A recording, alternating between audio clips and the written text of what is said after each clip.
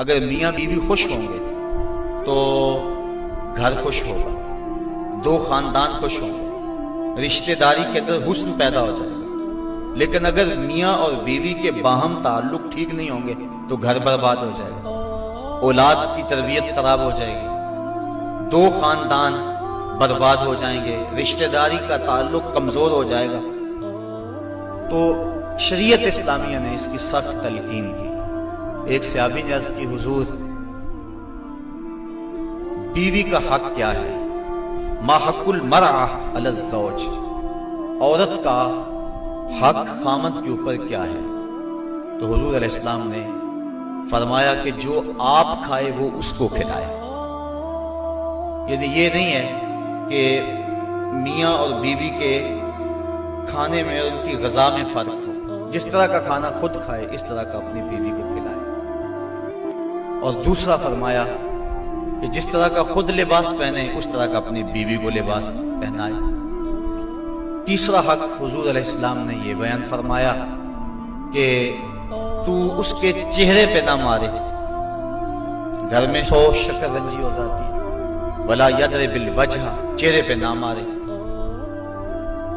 آقا کریم علیہ السلام نے فرمایا لا تضربوا اماء اللہ، اللہ کی لونڈیوں کو مارو نہ، منع فرمایا گیا۔ بعض مرد اپنی حاکمیت جگانے کے لیے، اپنے تغلب کو ظاہر کرنے کے لیے عورت پر تشدد کرتے ہیں اور سمجھتے ہیں کہ یہ ہم نے بڑی بہادری کی ہے۔ یہ کوئی اچھا کام نہیں ہے وہ جو اس نے کیا ہے، شریعت نے روکا ہے، منع کیا ہے۔ عورت مارنے سے درست نہیں ہوگی بلکہ معاملہ اور خراب ہو جائے گا۔ عورت کو بارے میں حضور نے ارشاد فرمایا یہ ٹیڑھی پسلی سے پیدا کی گئی ہے، اگر اس کو بالکل سیدھا کرنا چاہو گے تو یہ ٹوٹ جائے گی، اور اگر تم جو ہے وہ کوشش نہیں کرو گے تو ٹیڑھی کی ٹیڑھی رہے گی۔ اس لیے اس کی اصلاح کی کوشش بھی کرو، لیکن یہ تصور کہ بالکل درست ہو جائے۔ عورت کی کچھ چیزیں عورت کا حسن ہے۔ اللہ تعالیٰ نے قرآن مجید کے اندر ارشاد فرمایا کہ وہ لوگ جو محسن اور غافل عورتوں کے اوپر تہمت لگاتے ہیں، تو محسنات الغافلات، اللہ تعالیٰ جل شانہ نے یہ عورت کا حسن شمار کیا ہے، عورت کی خوبی بیان فرمائی ہے، غافل ہونا۔ مرد بڑا زمانے ساز ہو تو یہ اس کا حسن ہے، لیکن عورت بھولی بالی ہو، صرف امور خانہ داری کو جانتی ہو، باہر کے معاملات کو نہ جانتی ہو، یہ عورت کا حسن ہے۔ تو یہ لازمی نہیں ہے کہ عورت بھی مرد کی طرح تیز ہو۔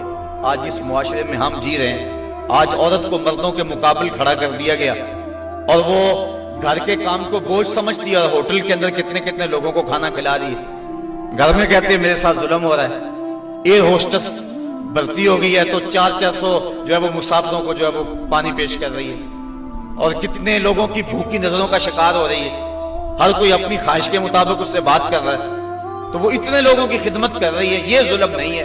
اور گھر میں 10 بچوں کا کھانا پکائے اور اپنے خامد کے باپ کا اور اس کی ماں کا کھانا پکائے اور ان کی خدمت کرے تو سارے چیخ اٹھتے ہیں یہ ظلم ہو گیا، ادھر 300 اور 400 لوگوں کی خدمت کر رہی ہے۔ یہ عجیب سا ماحول ہے۔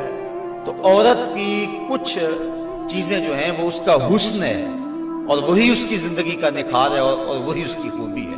تو اللہ تعالیٰ نے قرآن مجید کے اندر غافلات کا لفظ عورت کی خوبیوں کو شمار کرتے ہوئے بیان فرمایا۔ مرد سمجھتے ہیں کہ ہم مرد ہیں اور ہمیں عورتوں کے ساتھ بالکل سیدھے سے رہنا چاہیے، ان کے ساتھ کوئی مزاح نہیں کرنا چاہیے، جبکہ مزاح فرمانا چاہیے۔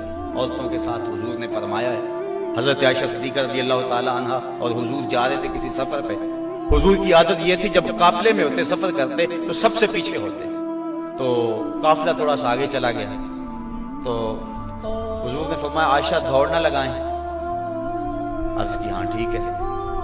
حضرت عائشہ صدیقہ رضی اللہ تعالیٰ عنہ کہتی ہیں کہ میں پتلی دبلی تھی، میں اپنے پاؤں سے آگے نکل گئی۔ یہ لفظ کہ حضرت عائشہ صدیقہ نے یہ نہیں کہا میں حضور سے آگے نکلی، بلکہ ادب کا یہ عالم ہے، کہا میں اپنے پاؤں سے آگے نکل گئی۔ خیر معاملہ ختم ہو گیا، کافی عرصہ بیت گیا۔ ایک دن پھر ہی ایسا موقع بنا، میرے جسم میں تھوڑی سی فربہی آ گئی تھی، تو حضور نے فرمایا عائشہ دوڑ نہ لگائیں؟ میں نے کہا لگاتے ہیں۔